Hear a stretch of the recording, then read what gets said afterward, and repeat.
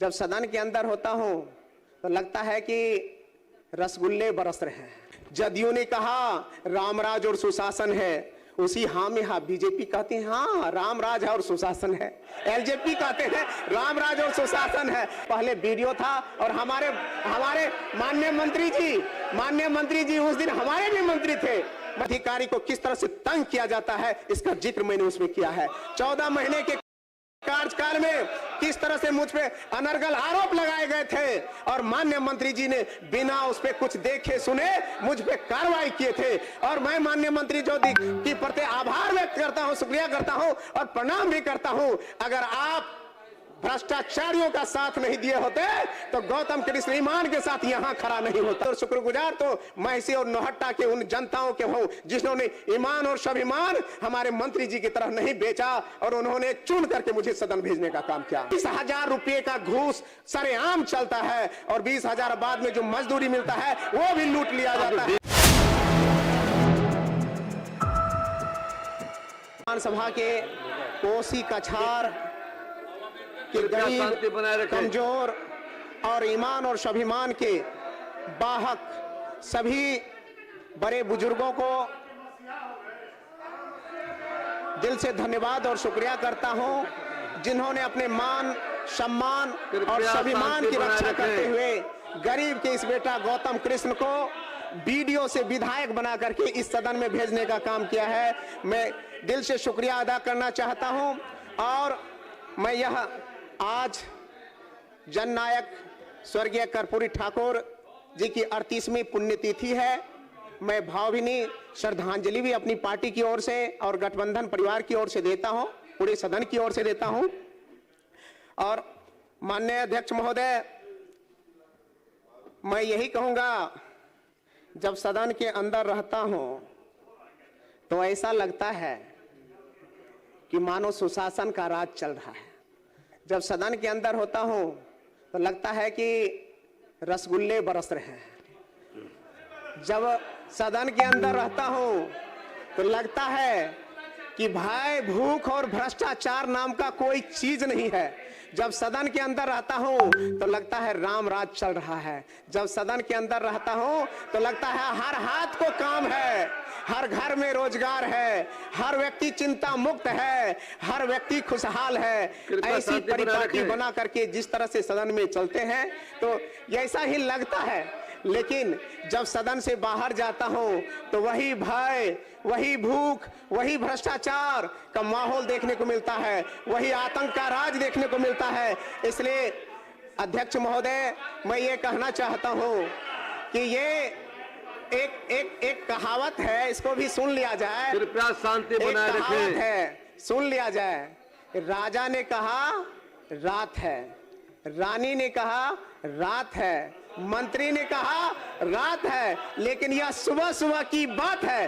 तो ठीक उसी प्रकार जब सदन के अंदर होते हैं तो लगता है न भय है, न भूख है, न भ्रष्टाचार है, रामराज है। हर व्यक्ति खुशहाल है, हर व्यक्ति के होठों पे मुस्कान है, हर गरीबों के हाथ में पैसे हैं और पलायन नाम की कोई चीज नहीं है। बहन बेटियां सुरक्षित है ऐसा लगता है। लेकिन यह सब कुछ ढाक के 3 पात की तरह है, यानी कि कोई बाहर के और अंदर में कोई सामंजस्य नहीं है। जदयू ने कहा रामराज और सुशासन है, उसी हाँ में हाँ बीजेपी कहती है हाँ रामराज है और सुशासन है। एलजेपी कहते हैं रामराज और सुशासन है। लेकिन यह पूरे भ्रष्टाचार और जंगल राज नहीं, महाजंगल राज में डूबी हुई सरकार है। इसलिए मैं इस कटौती प्रस्ताव के समर्थन में खड़ा हूं और मैं कहना चाहता हूं जो ग्रामीण विकास विभाग लोगों के जनजीवन से जुड़ा हुआ है, लोगों के आर्थिक उन्नयन से जुड़ा हुआ है, हर व्यक्ति की खुशहाली से जुड़ा हुआ है, हर व्यक्ति के रोजगार से जुड़ा हुआ है, हर व्यक्ति के चेहरे पे मुस्कान से जुड़ा हुआ है। कल कारखाने और उद्योग में स्थापित होकर के पलायन से रुक करके अपने घर में अपने परिवार के साथ रोजगार और जीवन को जीने का विषय से जुड़ा हुआ है। महोदय, मैं ये कहना चाहता हूं, इतने बेहतर विभाग, इतनी संभावनाओं से युक्त विभाग, अभी माननीय मंत्री जी ने कहा कि 23,000 करोड़ रुपए की यह बजट वाला विभाग है। जो पिछले साल मात्र 16,000 करोड़ का था।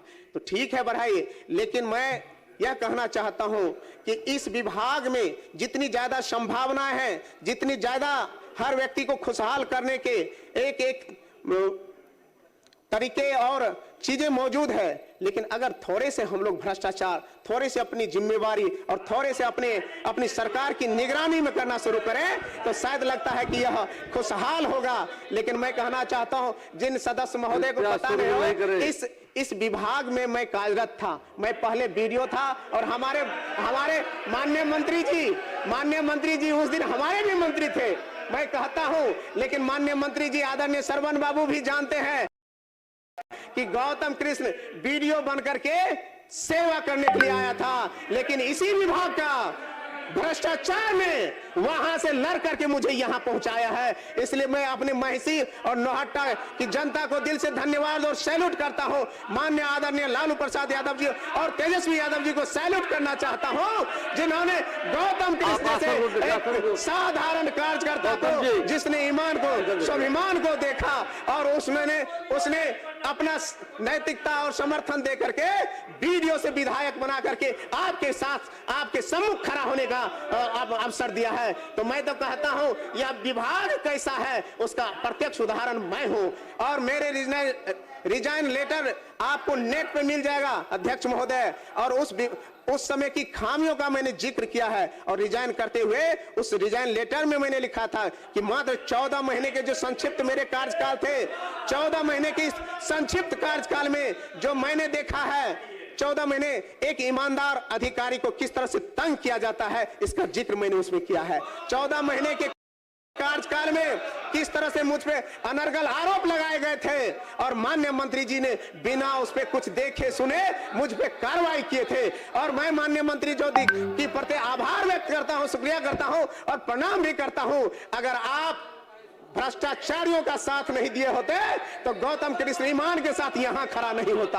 आप अगर उस दिन आप दूध का दूध और पानी का पानी किए होते, आप अगर भ्रष्टाचारियों का साथ नहीं दिए होते तो गौतम कृष्ण आज बीडीओ के रूप में ही काम किया करता रहता। तो आपका विभाग किस तरह से आंख में पट्टी बांध करके अधिकारियों का मौज मस्ती का ये बना करके काम करता है, उसका प्रत्यक्ष उदाहरण गौतम कृष्ण है। अध्यक्ष महोदय, मैं कहना चाहता हूं, मैं सिर्फ खामियां गिनाने के लिए नहीं यहां खड़ा हुआ हूं, मैं सिर्फ एक आईना दिखा रहा हूं कि एक ईमान के साथ काम करने वाला कोई भी व्यक्ति, चाहे वह गौतम कृष्ण हो या कोई और हो, उसको किस तरह से दूध की मक्खी की तरह से निकाल करके फेंक दिया जाता है। लेकिन मैं धन्यवाद और शुक्रगुजार तो महिषी और नौहट्टा के उन जनताओं के हूं जिन्होंने ईमान और स्वाभिमान हमारे मंत्री जी की तरह नहीं बेचा और उन्होंने चुन करके मुझे सदन भेजने का काम किया।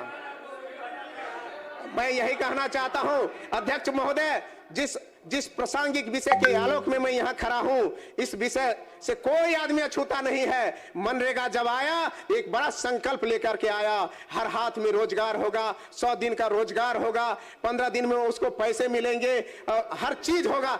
लेकिन ये है क्या? ये भ्रष्टाचारियों और भ्रष्ट पदाधिकारियों में बदल गया है और जी हो गया है। और आज जीवन में नाम बदलने से सर काम और चरित्र नहीं बदलेगा, इसलिए हमें नाम बदलने तक ही ये नहीं होना चाहिए, उसका चरित्र बदलना चाहिए। आज जिस तरह से कोई भी इसमें माननीय सदस्य होंगे, उस सबको पता है कि भ्रष्टाचार में लगभग 60% पैसा पहले चढ़ावा में ही चला जाता है। ये आलम है हमारे मनरेगा का। आदरणीय अध्यक्ष महोदय, मैं ये कहना चाहता हूं अध्यक्ष महोदय, प्रधानमंत्री आवास योजना जो है ये गरीब बेघर दलाल और बिचौलियों का माला माल करने का जगह है। अध्यक्ष महोदय, ये प्रधानमंत्री आवास योजना कागज पे तो लगता है, कोई भी आदमी बेघर नहीं है, हर व्यक्ति के ऊपर में छत है। लेकिन मैं जिक्र करना चाहता हूं अपने ही विधानसभा का कि मेरा विधानसभा, मैं इसी विधानसभा है, उसका कोसी का इलाका है, जिस कोसी के इलाका में 17 से 18 पंचायत कोसी के बांध के बीच पेट में बसता है। महोदय, एक बार किसी से दिखवा लिया जाए, किसी के घर पे छत और पक्का मकान नहीं होगा। ये प्रधानमंत्री आवास योजना का खुलेआम लूट नहीं तो और क्या है। कागज पे तो लगता है कि पूरे तरह से चकाचौंध है, अब कागज पे लगता है किसी को घर देने के लिए बचा नहीं है, लेकिन हकीकत है कि 20,000 रुपए का घूस सरेआम चलता है और 20,000 बाद में जो मजदूरी मिलता है वो भी लूट लिया जाता है। डीबीटी है ना महोदय, अब डीबीटी के माध्यम से महोदय मैं कहना चाहता हूं, अब तो व्यवस्था डीबीटी की हो गई है।